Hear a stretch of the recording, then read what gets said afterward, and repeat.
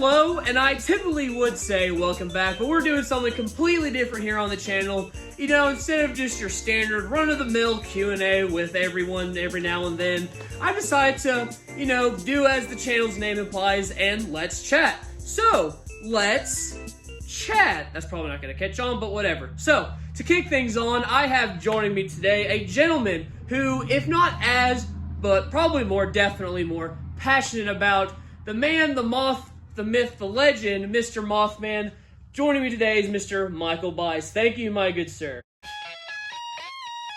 And so, just to get the ball rolling, like, let's do a little small talk, you know? So, other than, you know, the fractured foot and being sick, I mean, what's good you got going on in the day-to-day? I've completed another Mothman. He has more lights and he's more flashy.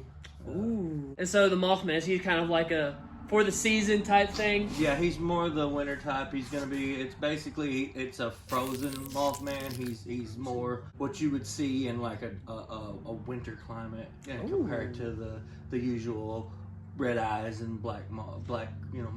Oh, that is so cool, man. And for those at home that aren't as cryptically as savvy as Mr. Michael and I here, the legend of the Mothman stemming originally from Point Pleasant, West Virginia in 1966 from a sighting of a Mothman-like creature trolling the skies and has since been deemed as a being of impending doom sighted throughout the Appalachian area, Chicago, and just various other places across the world, even Japan and Germany, which we may touch on later. So what kind of got you into the cryptic world, as well as like what was your introduction to all this stuff, especially Mothman? Well, I've always liked things that go, you know, bump in the night, you know, but I like the more aspect of the monster like aspect, not the scary ghost side. I like the you could see it, like a tangible creature, yes, like could creature. Possibly be studied by science. Yes, like Bigfoot, which of course I grew up in a small town in Hazard, Kentucky. You know, it's a little smaller area called Willard,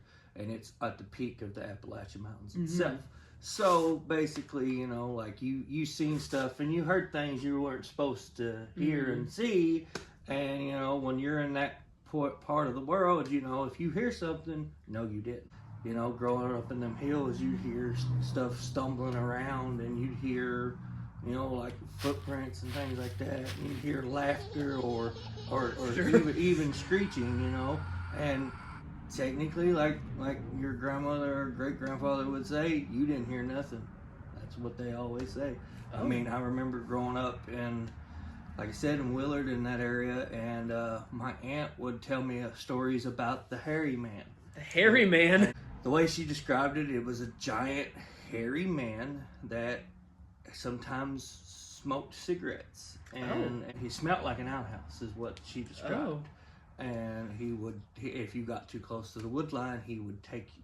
Oh my gosh! And I mean, that's, like I said, stemming from that Appalachian region area. You know, that's I think it's Scottish and Irish descent through there anyway. So oh my gosh. It's coming from the old countries pouring onto, you know, the Appalachian region. You know, something like your description doesn't even sound like far off. Like what you described there, I feel like is the average Walmart shopper. But that is crazy that like something like that becomes a myth. And speaking of myths, what introduced you to the Mothman myth? Well, I just was watching, you know, like those little things on Travel Channel, and I found Mothman when I was in maybe 16, 17. And I found, you know, like the Mothman Prodigy, and you know, they would do clips about Mothman and stuff like that. Well, it kind of just drew me to that type of creature, you know. That I was like, oh, it's cool. It's an insect, but he's supposed to be like a giant, like doom. You know, it's like a calamity situation. Yeah, I feel like I'm very ignorant, but I feel like there's very limited like insect-esque cryptids. Yes. There's not as many bug type cryptids as they are like the public monster, which is a giant goat. Then there's they're like mostly like mammal. Yeah, more than there's anything. the rougarou, which is if you can consider both of those, the rougarou could either be a wolf type creature or an alligator type creature. Depends on which part of the swamp you're originating from. You know what I mean? Like which area you're coming from. There's Hopkinsville Goblins, that's in yeah. Hopkinsville, Kentucky. Mm-hmm. There's several cryptids that's more like bipedal, like on two legs and not a whole lot of buggy. Yeah, and when you also think bug, you think like spider, and then for there to be like a moth, like a flying bug monster, like that just stands out a lot. I mean, it would be terrifying to actually walk up and, or even drive up to something like that, and he's got a 10 feet wingspan and he's giant thorax and stuff in your face, you're sitting there like, bruh. If you did see like Mothman in person, wasn't like up on you, because the way you described it sounds terrifying, but if you just like were in the vicinity of Mothman, would you freak out? I mean, not really, because there's so many good like cosplays out there of Mothman. I would just think it would be another like costume at that point in time. Who knows? You can even go to Point Pleasant, West Virginia, and actually run into the real Mothman. It could be that would be an experience, right? It'd be like a take on like the old school vampires walking among us through Halloween and stuff. Ooh, you never know. That's a theory right there. But my origin story, yours made me feel better because I felt like going into the Mothman community, I guess you could say. I felt like mine was more fake. Are you familiar with the Fallout games? Yeah, I like the Fallout games. Well, with that said, you very well know I think this is arguably the biggest, or one of the big high rises for Mothman. It was Fallout 76 because it takes place in West Virginia. There's even like a whole thing surrounding Mothman in the game, and that was my introduction to him. More like I've heard of him before because my dad and brother are into like history, travel stuff, the mythical Bigfoot crap, and so that kind of got me going. And then of course meeting you is like kind of fueled that as well. And it's just, I don't know, like, I'm not ashamed of how I got into it because I like where I'm at with it now, of course. I mean, there's no real way to actually get into cryptids. Yeah. I mean, there's no doctorate neither. You can be a cryptozoologist by just doing research online. I mean, if you Google the term cryptozoologist, it's basically like there's no degree for it. You can't go to school. There isn't a degree for it? There's no degree for it. Basically, you just got to know your stuff. You just do it. You just become a cryptozoologist. Oh, well, I mean, now a zoologist, that would be a different thing. Yeah. Study of true animals or real animals. We're not going to say real animals because who knows? Cryptids could be real. They could never been discovered yet. That is true. This is a big world. I'm not gonna say I'm 100% accurate on everything that I know about Mothman because I really don't know. I wasn't there. I couldn't, be like, hey, he does this instead of that. I don't really know. I wasn't one of the people that actually cited him. Yeah, and I feel like it's also a cultural thing because, like, you touched on it very well earlier that all these myths and stuff. It's hard to really pinpoint 100% facts about them because cultures look at them in so many different ways. Very well for a Mothman because there's a million stories about him from all over the world. So it's really hard to know 100% about a creature that's viewed so differently. There's so many stories about the Mothman. Like, what would you say is probably your favorite instance of a Mothman or Mothman-like creature? I mean, my favorite is the originals, when they were driving down the road and they spotted him on that part. But also there's the one that the farmer let his dog out and he was barking and he was in the bushes and stuff like that. I mean, and the dog disappeared. But, I mean, there's that could have been anything, especially in rural West Virginia. I mean, that's nothing but mountains, too. Yeah. So they are bears and other. But usually, like, a land animal like a bear, they would leave some kind of, like, some form of struggle, whereas a giant flying creature, whoop and take them off. Would swoop in and take it. But we also have, in Kentucky, we have two species of vulture and condor. So something with that big of a wingspan can pick up a dog. That is fair. That's very fair. But my favorite story actually goes all the way into Germany. Have you heard the instance of I think it's the Freiburg Shrieker? No, I have not. Well, I think you should look at it. It's a really cool story. It's definitely my favorite. But there was an incident in, I think it was 1978, Freiburg, Germany, in a coal mine area, like a huge coal setup, whatever. And a group of miners, they were going to like their post, but they were blocked off the entrance of the mine by what looked like this weird, tall, dark figure in a dark trench coat. And they're like, hey, dude, get out of the way. And the thing apparently, or quoting the miners, flung out like that 10-foot wingspan and let out a shriek that was described as 50 people yelling. And so, like, all the miners fled, but stayed within, like, the vicinity, you know, and the creature just kind of took off and vanished. So that was really freaky and weird. But then, an hour later, there was an explosion that was set off in the mines and caused a huge collapse. And if those men that were, like, scared off had been in their post during that, they all would have died. However, afterwards, all the miners from that, 1/3 of them went psychologically insane or had mental issues after that incident, which apparently is linked to several cases of encountering the Mothman or Mothman creatures. I mean, it could be a possibility because certain bugs set out a certain frequency to communicate with one another. Oh. So, you know, like an ant, you know, they communicate with their feelers and stuff like that. So, what about a moth? Like, well, they have feelers too. So, would that be like a flight path situation, you know, like how they could communicate with one another and not run into each other, you know? Mm-hmm. That could be a way they communicate. And any kind of like ultra like sonic frequency would disturb a human's like brainwaves and stuff like that. Huh, I never thought. That is so cool. Like the science breaking down. I was scale 1 to 10, how much of a cryptozoologist would you rate yourself?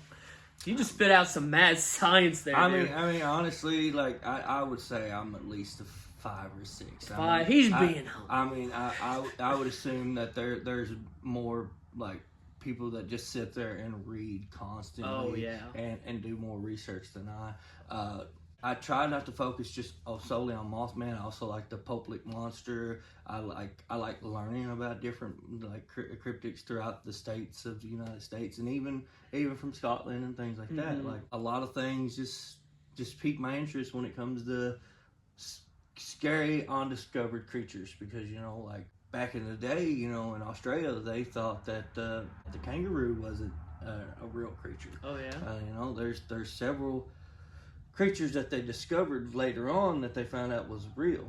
Honestly, the way I look at it is that it could be, you know, something that just wasn't discovered yet. Yeah. And you know what's crazy? I learned this in a dumb way just from like a regular TV show. You know, like during like colonial revolutionary times, they didn't even know dinosaurs existed yet. Yeah. So like if that kind of discovery can be made of an entire world of gigantic reptilian creatures, then some unknown creature flying around shouldn't be, you know, that far-fetched. Yeah, it shouldn't be too far from the truth. I mean, there's truth behind everything. Look at the Roanoke Island incident when that whole colony disappeared. Like, what's to say it when a clan of Bigfoots did come and took them? You never know. Okay, a clan of Bigfoots, and like this is the big argument against the cryptid community. If all these like creatures exist, especially Bigfoot, that's the biggest one, I feel like. If they are out there and exist, why has nobody found them yet? Hollow Earth theory. Hollow Earth theory. Oh, okay. You would think that, you know, like I'm not saying Godzilla is real. Okay? That's what not nearly what I'm saying. But the Appalachians and throughout the whole world, we have massive giant cave systems. I mean through and through, they're huge. Like you can go in there and comb it. Yeah. Ants, for instance, maybe he blocked the way because he knew the mine was going to collapse. Same with the bridge. You know, he knew that the earth was faulty there, so he's like, hey, stay away. You know, he could be a warning system for all we know. Same with Bigfoot. You know, there's so many mines and stuff like that, and so many cave systems that we haven't discovered yet. What's to say they're not truly like living like Neanderthals and Megapithecus and things like that inside of the cave systems throughout the world, and we just don't know about it yet. Oh, I mean, wow. like the catacombs in France. Ooh. You know, like That's we very just true. don't know. That's very true. Oh, that's just the neighbor. But no, that is a very. I'm gonna wait for that to actually go through. The fun of living in a duplex. Is Josh Gates a cryptozoologist? I mean, you would consider him as a cryptozoologist. I mean, you could you could consider the lady that you talked to. We've met a bunch of them at the. You met Josh Gates? Well, not him, but I met Jessica Chalbot that does Expedition X with him. Yeah, oh, that's I cool. met her you can last consider month. her a zoologist too, or a cryptozoologist, Yeah. but she's also got a PhD too. Yeah. And a lot of PhD doctors, I mean, And that's they're like- smart, but you know, We they met gotta the have. mountain monster fellows too. You met met the them. mountain monster guys? They have us come behind their booth and take pictures with them every year. Pictures with them for about 3 years now. Oh my gosh, that's a tradition right there. It is. Oh It my is. gosh. But yet, you guys haven't been to the Mothman Festival in Point Pleasant, have you? Every year we try, but then things come up, you know, like I'm prone to accidents. I guess that's also why I could be drawn to Mothman too, because I'm prone to accidents as well, if I'm not sick or... Hopefully our anniversary this year, hopefully that's our trip that we go together. Oh, funny enough, my wife and I, we had our dating anniversary, and unintentionally, we spent it at the Mothman Festival this year with my parents, so that was a heck of a celebration right there. I mean, I want to go, but like I said, accidents happen, and things like that. Life happens, the world happens. Honestly, a lot of people tell me to try to avoid the actual festival itself. I'm with you there on that one. Because a lot of people say it's too hectic for it to be in the small Point Pleasant town. Yeah. They say it's just too cramped now. No, it definitely compared is. to what it was back when it first started. Yeah. And I could see that with him getting mainstream, him getting books like... There's several like fantasy books out there. Yeah. The lovely the author that my wife reads that does Paige. She does I'm in love with Mothman. I'm in love with Mothman. Yeah, you told me about that one. And then she did I'm engaged to Mothman. I'm engaged to Mothman. And I'm married to Mothman. I'm married to Mothman. Is this a trilogy? The book kind of like forms itself. Like he's rough and rugged in the first one, and the next one he has more of a tame look, and then the next one he's got flowers and his hair's combed back. I mean, he's evolved through the times of being like her dream man, I guess. Oh my gosh. I mean, are there love scenes in this? I would assume there would be, and I would assume that there's also adult fantasy novels about him, you know, because there are about Krampus and other creatures, you know. That's fair. People, you know, like what they like, and we can't judge, you know, because everybody. Yeah, that's fair. It's like my brain's teetering the line of like, is this bestiality? But I guess the man part may help. You would assume that it would be, but I mean, it is 2024. It's 2024. If you want to go after Mothman and other cryptids, who am I to judge? I think you should definitely go to the Mothman Festival, and if not, I agree with those people that kind of warded you not to go there, because it's just too much. It's really packed, and I also feel like it kind of takes away from the spirit of Mothman. It's like too commercialized, you know. And you know what, I'm gonna tell you, when I was there, oodles of people dressed up. I still think you have the best representation of Mothman. Well, thank you very much. A lot of people have said I have a really good Mothman. I think something cool that you should try one of these days is do the Mothman persona in Salem, Massachusetts during the Halloween season. Because Haley and I, we went there, did a video on it and everything. Literally down through their downtown Main Street, you got like people in these very decked out, authentic, like you thought you were walking by the like horror iconic characters themselves. And I know you don't do it for the money, but these people had like 5-gallon buckets, some sort of buckets, like that had tips on it. These people made mad money in one day, because these crowds, we went, it wasn't even October yet. It was the last weekend of September, I think. And it was mad packed, and people, like lines were off the wazoo. And I think that would be cool. If not just to go, like you guys just do like a day trip or something to that. But if you did that with the Mothman persona, that would be a hit. I'll have to give it some thought and look into it and see what my schedule and things like that. We might be able to fit something like that in. I think we need to wrap up here, but I don't want to end this because you brought the winter moth here, and I really want to see it. I think people out there want to see it too. So, drum roll, please. Boom! We got the winter Mothman, baby. Whoa. Dang, are you about to take off, or are you just happy to see me? You mentioned in your original costume that it was a gorilla suit, so I'm getting a lot of Yeti here, or... Basically, it's a Yeti or white gorilla. Gorilla? I typed in white gorilla on Amazon, and this suit popped up, and I was like, sold. The wings I had purchased off of Amazon as well, but I took streamer lights and put on the back of them. The gloves themselves are like spandex gloves. They're blue that make the tips, and then the white fur gloves on top. So it's basically layers. There's layers inside of here. Like an onion. Screen mesh, Hobby Lobby fur, and flexible filament fillers. You know. Well, there you have it. Michael Bies, Winter Mothman, and so much more on this episode. Don't forget to like, comment, and subscribe, and stay tuned for future chats, whatever they may be. I have no idea. But like that, and open the wings when I say wrap. And that's a wrap.